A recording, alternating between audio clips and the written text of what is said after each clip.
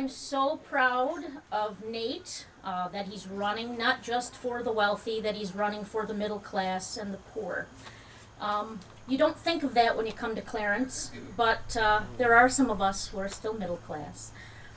And we are fighting the good fight here in this town. It is important for you to join. It is important for you to belong to something that's larger than yourself. I've always found that. I'm the child of an immigrant, so I think that that's part of why I do this. My dad came here from Italy in 1949, and he met and married my mother quite a bit later, 1972, and then, surprise, here I am. But it is important to belong and to do something and to try to make a change. I know people on the other side of the aisle said, well, you can keep your change. I don't think that's appropriate, and I don't think it's right. I want someone who will listen to the little guy. Somebody short like me, no, the little guy. And I believe that that's Nate. Not just the powerful. I'm guessing when Nate's elected, he's going to hold town halls. I'm guessing when Nate's elected, the only way he will meet people is in town halls or come to his office and have a chat. Not, hey, let's have breakfast in the morning, but you're picking up a tab. We're going to have a fundraiser breakfast or a fundraiser. I'm not here to talk about the opponent. That's not my job. What opponent? I will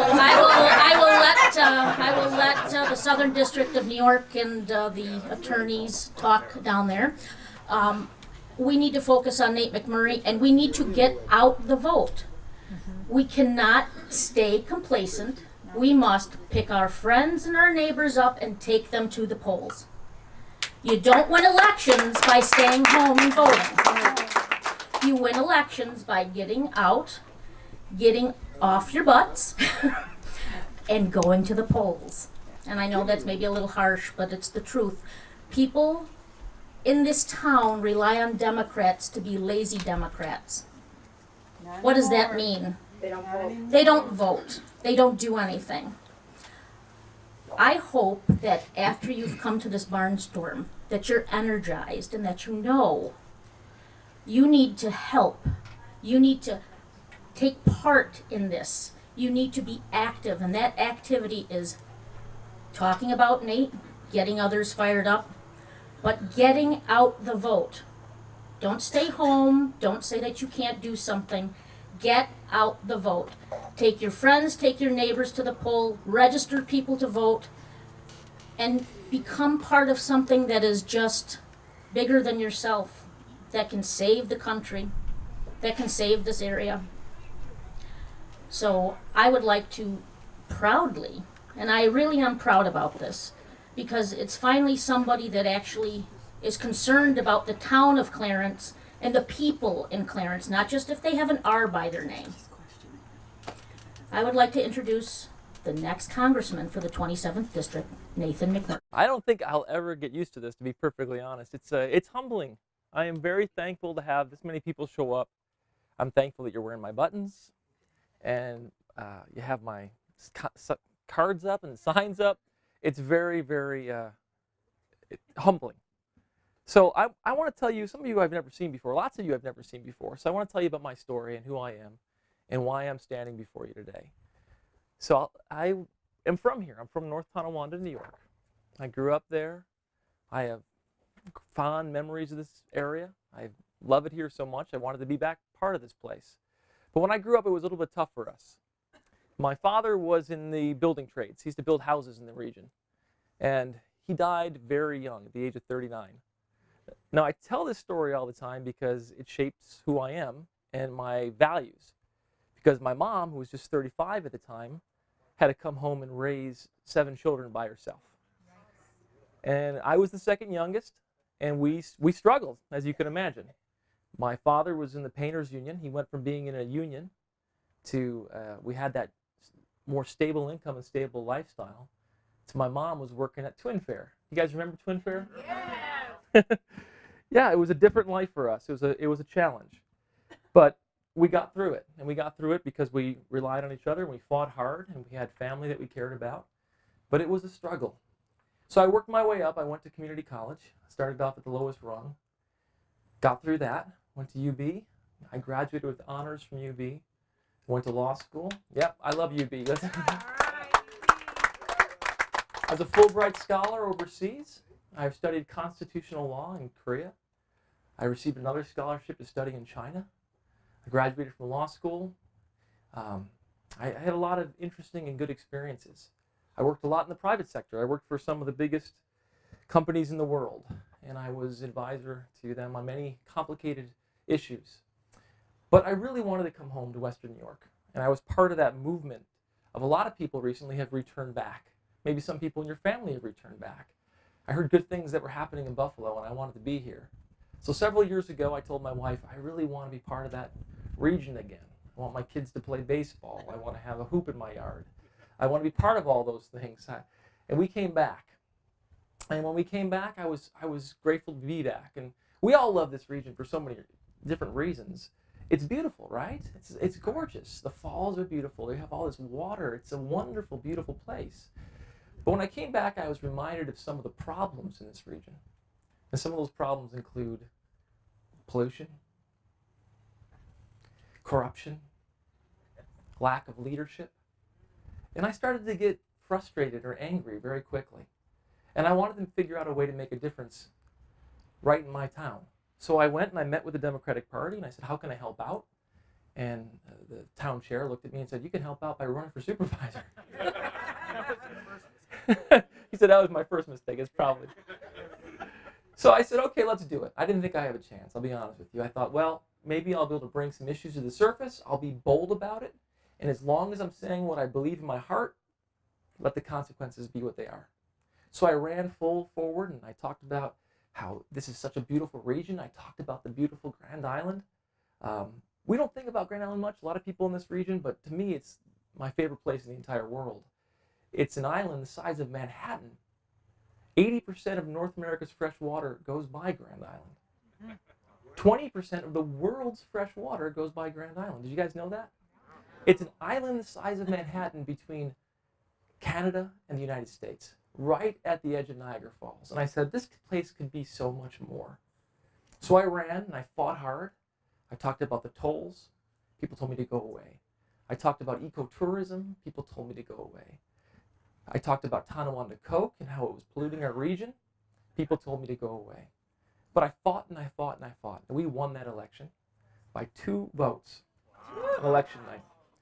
And with those 2 votes, we fought all those things we talked about. We helped the DEC get they tried to, right now, they are ordering Tonawanda Coke to cease operations. That's going to be fought out. We got the cashless tolls put in, which was a fight. It's not a perfect solution, but it's a heck of a lot better than what we had before. We got the Welcome Center to put on. Wait till you see this Welcome Center on Grand Island. It is gorgeous. It is unbelievably beautiful. I am so proud of it. It is a true celebration of this entire region. And to have input into how it looks and the different features of this site, I'm very proud of that. We also got that old building that was at the end of the island, the old Hooker Chemical building, the Dunlop building. It's now a functioning hotel. I'm not sure you're aware of that. And we got the West River Trail open. It's going to be open this summer for all of you to enjoy. Do you know there's going to be 8 miles of waterfront connecting 2 state parks that you can come with your family and ride bikes on and walk on? This summer it opens. So we did a lot of things in a very short period of time. And I realized very quickly that in politics, if you work diligently and you're not afraid of looking bad or hurting your career, you can get a heck of a lot done. You can get a heck of a lot done. That's why so many politicians hide, because they don't want anything to stick on them, because heck, it might not be popular. But I never worked like that. I said, if it's the right thing to do for the general community, I'm going to fight for it. And that's what I did as a town supervisor. So how am I now running for Congress? Well, I thought we had a very bad man as our congressman. And many of you agreed. Many of you agreed. You were out there protesting. You were out there holding signs. And what did they say to you? They said you're crazy. They beeped the horns at you. They gave you the middle finger. Am I right? Yeah. They told you you were wacko, but who looks totally out of it now? You were right. And when I was running against this man, I was receiving the same sorts of criticism. Who are you? You're a nobody. You haven't kissed enough rings. You are not a made man in the political world. Nobody knows Nate McMurray. Go back to your island. Go away. We're talking about Chris Collins. He's worth about $100 million. You're worth about $100. There was no respect. And I said, I don't care. We're going to keep fighting to the end, and we're going to see what happens. And a group of great people started to rally around me. Some of those people are here today. Deb Schiller back there. These young men who are with me, Torin and Matt and James, Ann Maynard back there. Judith back there, the button lady, has been making buttons since day one. So all of these people started to gather around me, and now the group is getting bigger and bigger and bigger. Now let me tell you something about politics. It is not fun sometimes. It's miserable sometimes, because you got to do things you don't want to do, like stand in front of a whole group of people you've never been before and talk about your entire life. You got to do things you're a little uncomfortable with. It puts you outside your comfort zone, and people come at you and they hit you and they say things about you that simply aren't true. But there's a good side about politics that people don't talk about. You can really make your community better, and you create a whole new family of friends and people that are like-minded, that care about you and you care about them, and working with those people to make your community better is one of the most rewarding things you can do. So that being said, I strongly encourage you to get involved in politics at all levels. We need your help on this campaign, but what I found out is too many people just avoid it altogether. They don't. There are committees across this region that don't have one single member. They need membership. There is a dearth of leadership, a dearth of grassroots leadership. We need you to be involved. So one thing before I go any further is to ask you, will you get involved in politics? Yes. Thank you. Let me say why. Without you, the system doesn't work. It just doesn't work. And too many people that are like on our side, that are like-minded, they talk a lot, but they don't do anything. We need people out there getting signatures. I get called once a day now, or an email. Hey, I want to work on policy for your campaign. I want to write speeches for your campaign. I'm like, well, listen, what we really need is people to hang up signs. And I'll be honest, I'm hanging up the signs. I'm putting away the tables. I'm putting away the chairs. That's politics. I don't know what they're doing in Washington, but the politics I'm about is going out and shaking hands, cleaning stuff up, putting away tables, putting away chairs, putting up tents. That's what we need help doing. And it's not glamorous, but it really is effective. And I believe in grassroots politics. I believe in going out there and protesting when you have to, knocking doors when you have to, and getting people riled up. So can I ask you to get involved in that type of politics? Yeah. Thank you. Now, why do I want to win now? Listen, I don't care who they run against me. I really don't care. I could care less. It could be a robot or a mannequin. I could care less. That's right. That's right. Well, didn't they run a dead man once up here? He won. Gee whiz. See, who knows what kind of shenanigans they're going to be up to? We don't care. Do we care? No. So listen, we're going to fight them. I think they should be held accountable for putting that man in office. They knew. I keep saying it. Did any of you not know he was dirty? No. We all knew. They still haven't asked him to resign. I am totally shocked by the fact they haven't completely distanced themselves from them. When you hear them talking about it, they're like, oh, poor, it's a bad deal. Poor us. There's this pall of victimhood hanging over the whole debacle. This pall of martyrdom. They are feeling sorry for themselves. Do you feel sorry for them? No. They raised their hand and they said, we love Chris. He's the man. Now, their attitude about this district is that it's set aside for them, that it's predestined to be a Republican seat. And I'll be honest with you, there's a lot of people in power beyond the party system who feel the same way.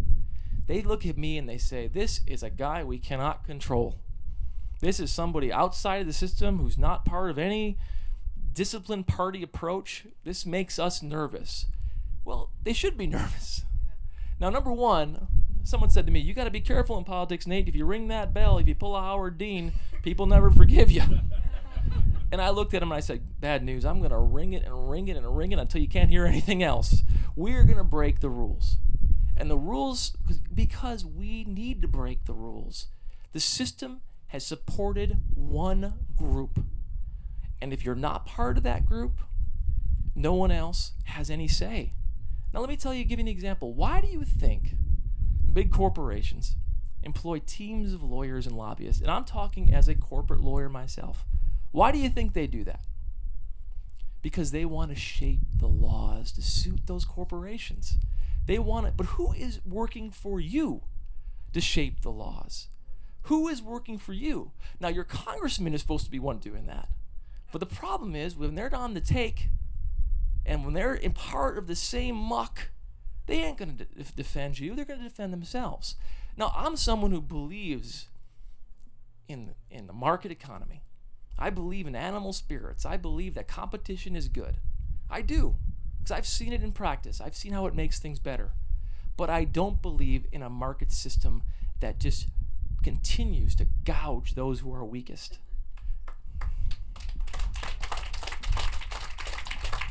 So this is what I want to do. I want to get in office and I want to make sure everyone has access to health care. Every single American. This isn't some bizarre, weird idea. This is something that's done all over the world. This is something that protects people all over the world. How can a country as wealthy as the United States, still the wealthiest country in the history of the world, that spends $4 million an hour in Afghanistan for 17 years, justify having kids that don't have access to antibiotics, having elderly people who don't have access to diabetes medication? I meet these people on the campaign trail, many people. How can this country, the most wealthy country in the history of the world, have so many people who are in their golden years, yet are still working 2 jobs and can't pay their rent? Is that an equitable and fair system? How can a country with such great wealth have so many people who are saving for their children's education while they're still paying off their own education? Does that make sense? We have people in their 60s and 70s who are paying student loan debt. It is a criminal system. And now you're saying, well, wait a second, they took on that debt. But think about this for a second. Remember I talked about how we don't make the rules and other people make the rules? Now, if a company takes on bad debt and they can't pay it back and they're burdened by it, what do? They discharge it with bankruptcy or reorganization. If you got a student, that's you're right about that. Now, if you got that and you're a student loan, you are stuck with it. You can do whatever you want, no matter how mad you were scammed by an unaccredited university or anything else. There is almost nothing you can do to discharge that debt. Now, that's because no one was representing you. There wasn't a system behind you to represent you. So that's another thing I want to talk about is helping kids pay for college, affordable college for Americans. Now, I'm lucky to have been all over the world with my business dealings. I've been to dozens and dozens of countries, and I'm proud of it. They're going to attack me for being this foreign language speaking lawyer guy. I have nothing ashamed of about being a little smart.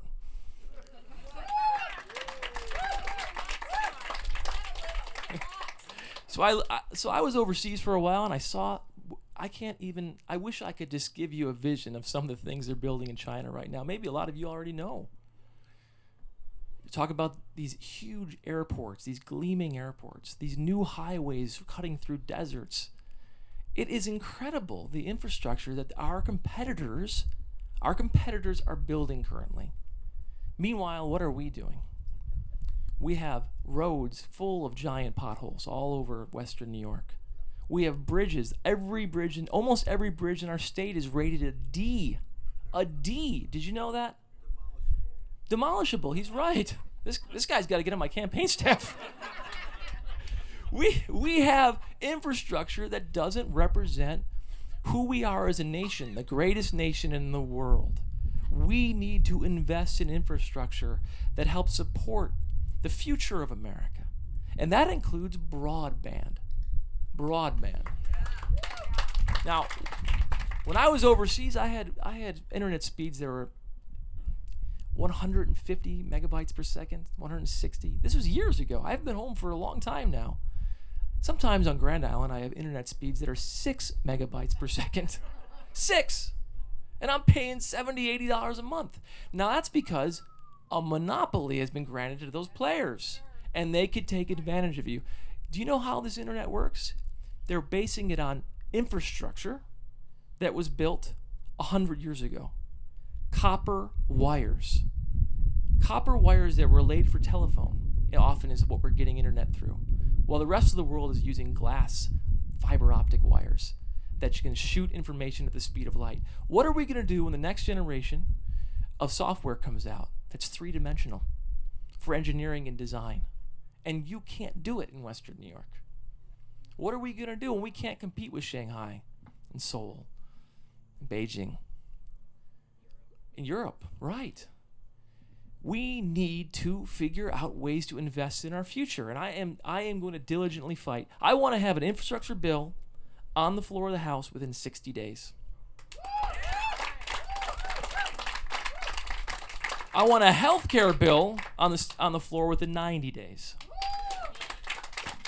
And I want to claw back that scam tax law as soon as possible.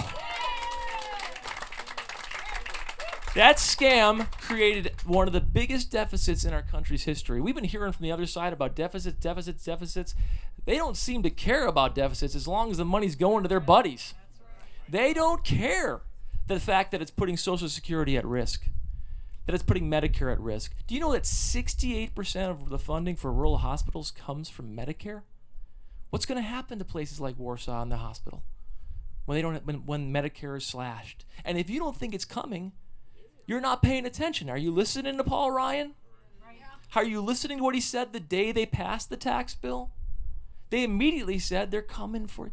There's so many parts of the tax bill we could talk about. Let me talk about one aspect, the estate tax, what they call the death tax, because I'm telling you, these guys are the best at marketing stuff. They are the best. They can make somebody who's making $6 an hour think that right to work is a good thing. What it really means, right to get fired. Yeah. They're good at marketing. But that estate tax has this huge exemption. $22 million? None of that is taxed. Money to give your kids, none of it's taxed. And beyond that, that doesn't include protections for trusts, fine art, houses. It's a scam. It's a scam to protect a certain group of people. We need people fighting for people like my family growing up. We need people fighting for you. Now, I am not a perfect candidate. I am flawed. I am learning what I'm doing on the fly. Trust me, most of this campaign was just me driving around in my car with these guys.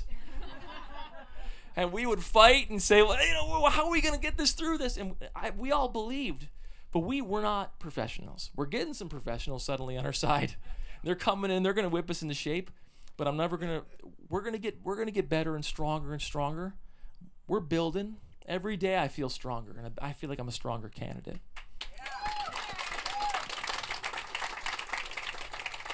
But I'm going to need you to look beyond my flaws and shortcomings, because there's things you may not agree with me on. There's things I'm not perfect on, but I think our country is at a crossroads. We are at a crossroads. Do you feel it every single morning you wake up? What do you feel? Anxious. Anxious is the right word. You feel despair. You feel chaos. Instability is the word I would use. Uncertainty. What's coming next? You never know what's going to happen when you turn on the TV in the morning. We always feel like that a little bit, but this is not the same era. This is not normal. Do not trick yourselves to think this is normal. We are in a strange period of time. The good news is this. America has faced these times in the past. We have faced challenges in the past. Huge challenges well beyond our time, like the Civil War, like World War II, and more recent challenges. The one that comes to mind right now is 50 years ago, 1968. Martin Luther King was killed. Robert Kennedy was killed. There was race riots. There was looting. There was instability and despair. But what happened? Since then, the Civil Rights Act passed. Other legislation passed. We expanded the freedoms of American people. There were some things that didn't work out. The middle class got gutted. Things got worse. But we didn't give up. We felt that progress was going to happen in our country. And progress did happen only to the extent people like you got involved. Nothing happens unless you get involved. Now, there's ways you can get involved. First thing you can do is you can reach into your pockets. Now, I hate asking for it, and I'll be honest, these guys used to beat me up because I didn't ask for it for a long time. I'd be like, we're buddies, it's okay, I don't need any money. I was delusional. I'll tell you why. We need money to get on the air. The good news is I am diligent, I work hard, we're on the traveling every single day. The bad news is not a lot of people know who I am. And to get them to know who I am, I need to get on television, I need to get on the radio, which is very expensive. We are extremely frugal as a campaign. We've been using the same flyer for about 6 months now. We do everything in our power to save money. We are very careful. And these guys work they're on a very, very thin budget, all of them. And can I get a round of applause for these guys again? I love these guys. And we're surviving into a large part on volunteer efforts, but anything helps. Even $5 helps.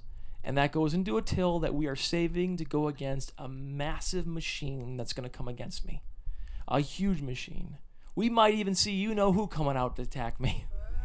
It's going to be a rough couple of months. And they're going to label me as an extremist and a radical when I'm really the guy from Grand Island who grew up in North Tonawanda fighting, the Eagle Scout, the one who loved his dad, loved his mom, and fought hard to make sure that I represented him well, the one who went to school and worked 3 jobs to get through it. That's who they're going to say is a radical. The guy who kept a balanced budget in my small town, Grand Island. Grand Island's not exactly Berkeley, by the way. The guy who had led the town to a AAA credit rating. The highest surpluses in the history of the town. They're going to label me like Che Guevara or something. I'm not.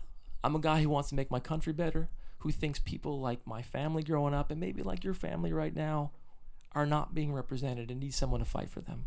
So I'm going to ask you to donate. I'm going to ask you to go to the table in the back after I'm done speaking. We need people to make calls. They got professionals making calls. We don't need professionals. We need people like you who speak from your heart. People who will say something to people and that is sincere and honest and good. We need you to also knock doors when the time comes. It's going to be a fun time. I want you to do this with a zest and a spirit of enthusiasm and hopefulness. Frank Lloyd Wright said the main export of America is spirit. It's spirit. And I believe that. A lot of countries do a lot of things well, but we have that spunk, that moxie that nobody else has. And I need you to tap into this because they think they still own it. And I want you to look at the person next to you and your neighbor and everybody you see, and I want you to think, is that one of the 2 votes I can get for Nate? We can clap for that. Where are you going to get those 2 votes from? Because this is going to be thinner than you can believe. The polling we see shows it's getting closer and closer every single day. We are building towards a victory. We can win, and we will win. Do you believe that? Yes! Now, I want to ask you, so I want you to feel this. I want you to feel in your heart. This is a place we need to make this. We need to fight for our country. There's been a lot of countries in the history of the world that have been strong. There's never been a country like the United States that was both strong and good. We need to restore that goodness to our country. We haven't been perfect. We all know the tragedies of our history. Governor Cuomo, he was very inartful. He said inartful. It was worse than inartful. But he was wrong because this country is great. It is great, and we can make it greater still. but only if you get involved. And we are at that crossroads. So I want you to yell it now, and I'm going to sit down after I say this. And I want you, this is what I've been saying. I want you to yell it like it's 1968. Okay? I want you to hear it, so all the people at home watching this right now, I think there's people at home watching it. Are there? Jeez. Whoever's out there.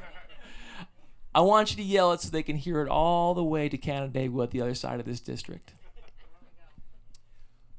I want you to fight like 1968. Will you do it? Yes! Thank you all. Thanks for coming out. I appreciate it.